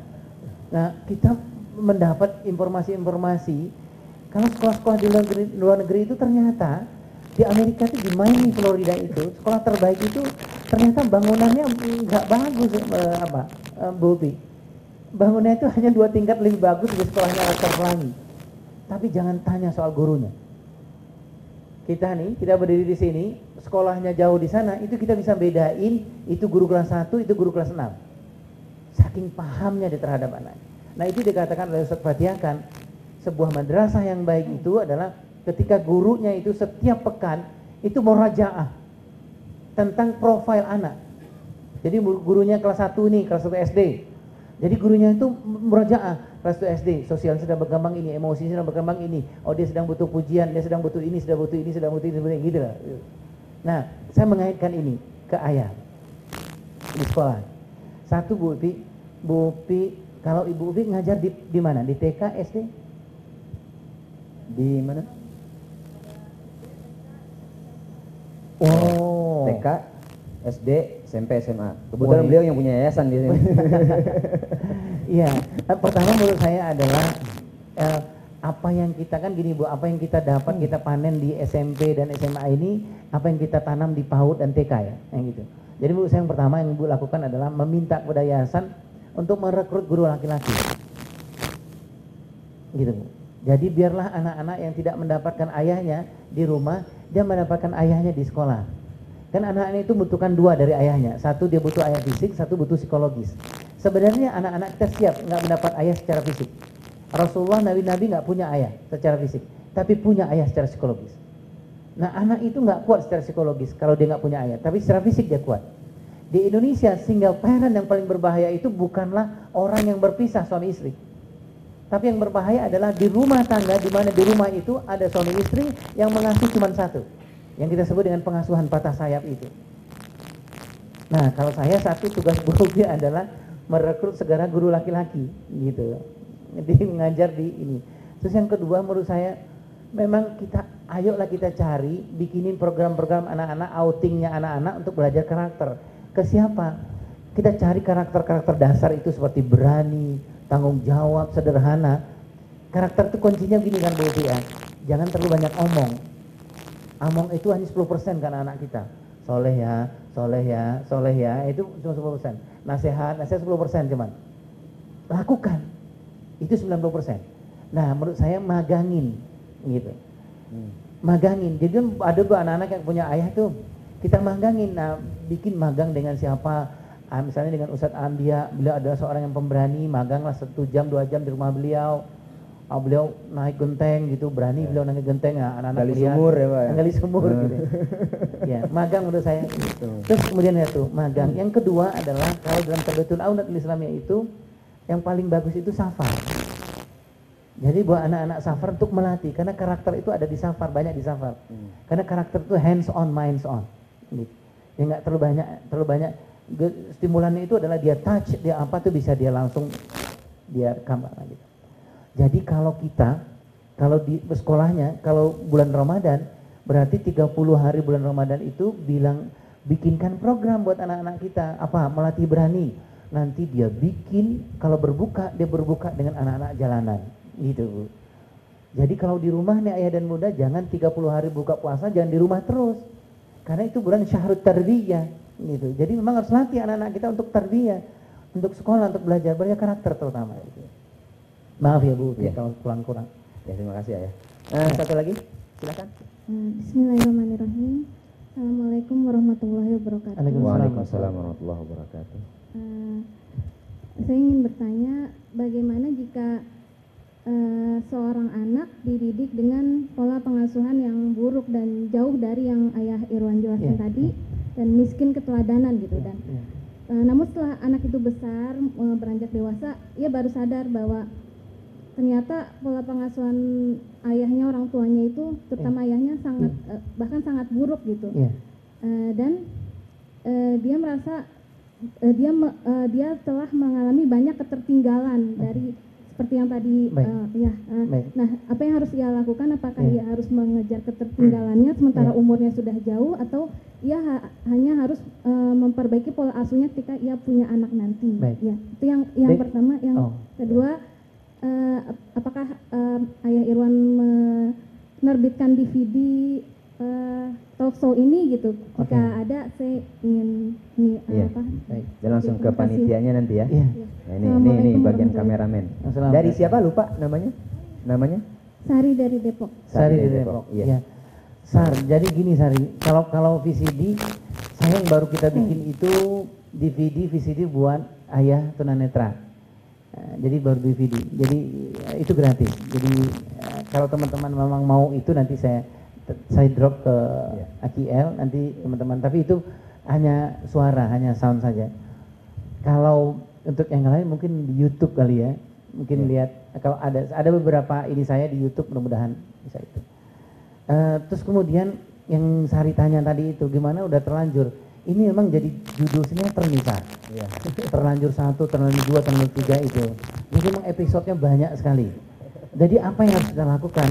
Apakah yang pertama kita yakin kepada Allah Subhanahu wa taala bahwa tidak ada yang terlambat. Umar bin Khattab radhiyallahu itu apa maksiat yang enggak pernah beliau lakukan. Tetapi dia sudah umur begitu dan belum berubah. Nah, itulah menurut saya itulah yang namanya dakwah itu. Menurut saya. Nah, teman-teman yang ada di sini akan menjadi duatnya fathering, duatnya parenting. Nanti teman-teman akan bertugas menyampaikan apa yang teman-teman bisa untuk menyampaikan informasi ini, gitu. Untuk orang-orang yang mau berubah. Bisa berubah, sangat bisa berubah, gitu. Nah, apa yang harus kita lakukan? Menurut saya yang pertama adalah mengenali diri sendiri, besar. Mengenali diri sendiri, gitu. Terutama apa? Di umur 0-15 tahun kita. Saya mau berubah, saya lihat nomor 15 tahun saya. Banyak cacatnya di saya. Nah, kalau kita sadar, kita tulis, kita tulis bahwa misalnya apa? Kita tulis, saya ini orang nggak pemberani, catat, itu utang kita. Saya orangnya ragu-ragu, catat, itu utang kita. Gimana caranya? Bayar utang ini. Kalau kita bersuami istri, nah cara membayar utang itu adalah tanya sama pasangan kita di samping. Banyak merasa punya utang nggak? Yang jadi persoalan adalah suami istri, si istri merasa berhutang, si suami enggak. Dan yang paling susah dalam rumah tangga itu nggak kompak, itu yang paling susah. Kalau nggak ada makanan, Allah sudah menyiapkan berapa Daud. Oh, Allah luar biasa untuk itu. Tapi yang paling susah kan itu, rumah mewah atau apa, tapi nggak sama kita. Itu yang paling berbahaya. Gitu. Nah itu menurut saya. Nah lakukan itu menurut saya kita berproses, semuanya berproses. Saya banyak sekali cacatnya, tapi tertati-tati, memang tertati-tati. Tapi kan kita yakin dalam Islam pahala akan mengalir gitu kan, gitu ya. Nah itu terus kemudian anak-anak kita gimana sebagian copy paste. Cek anak kita yang karakter yang kosong kapan, yang apa aja, gitu. Anak kita misalnya gini, lampu mati, dia teriak-teriak, gitu. Gitu. Nah cek nih, berarti anak kita penakut. Nyala, lampu udah nyala, dia mengambil tas di kamar ini dia nggak mau. Aku nggak mau, gitu. Dek kan udah nyala dek lampunya, enggak, kan udah nyala, enggak. Gitu. Nah berarti ini kita ini, utang kita ini. Berarti di umur-umur dia, sosial emosinya berkembang ketika umur 0 sampai 10 tahun, saat dia membutuhkan keberanian ayahnya dulu, ayahnya mencontohkan lampu mati yang teriak pertama ayahnya. Gitu. Ayahnya kebetulan jago silat. Gitu. Bukan dia cari lilin tapi dia teriak-teriak. Karena kita bayar utang itu. Jadi judul kita memang bayar utang. Gitu. Nah, terus kemudian lagi menurut saya, marilah kita pingin punya pola pengasuhan. Kan tadi udah ada polanya. 0 sampai 10 itu adalah stimulan kognisi, stimulan afeksi. Gitu.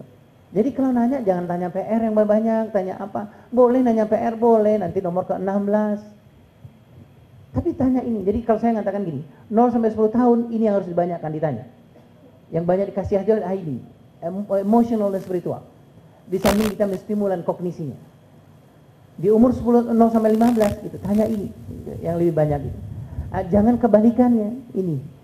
Nah, polanya lagi itu kalau kata Bu Eli Risman adalah 0 sampai 10 tahun itu ayah dan ibunya pinjamkan mulutnya 70%, kupingnya 30%. Jadi ibu ayah yang punya anak 0 sampai 10 tahun nggak boleh pendiam. Karena anak sedang butuh eksplorasi. Anaknya udah bilang gini nih, ya tadi lucu banget di sekolahan, lucu banget. Anaknya udah gini nih gitu. Ayahnya begini aja. Adek yang lucu yang mana dek? Katanya, ayah laut jauh nggak? Gitu. Ayahnya lugu, oh dekat deh, ayah bisa nggak ke laut aja. Gitu. Nah nanti di umur 10 sampai 15 kebalikannya gitu. Jadi diantara itu pinjamkanlah kuping 70%, mulut ayah ibu 30%, gitu ya. Nah, gitu ya. Gitu mungkin San. Sama-sama Depok San. Nanti kalau apa-apa email. Oh ya. Kalau saya boleh nanya sedikit ya. Kalau seandainya tadi kan anak ketika sebelum sampai ketika umur 10 tahun ya, itu kan nggak boleh kita bertanya tentang PR gitu ya. Karena itu langsung menjurus ke sana. Tapi juga kadang-kadang gurunya ini juga di sekolah. Dia jadi seakan-akan PR itu sangat mencekam buat anak-anak kita gitu loh. Betul. Gitu. Gimana tuh? Ya berarti yang pertama nggak usah sekolahin di situ aja. Gitu. Jadi nggak usah sekolah mendingan. Iya. Kalau saya bukan, maksud saya itu bukan nggak boleh nanya PR. Stimulan kognisi itu penting karena tadi saya mengatakan bahwa Allah sudah menyiapkan miliaran.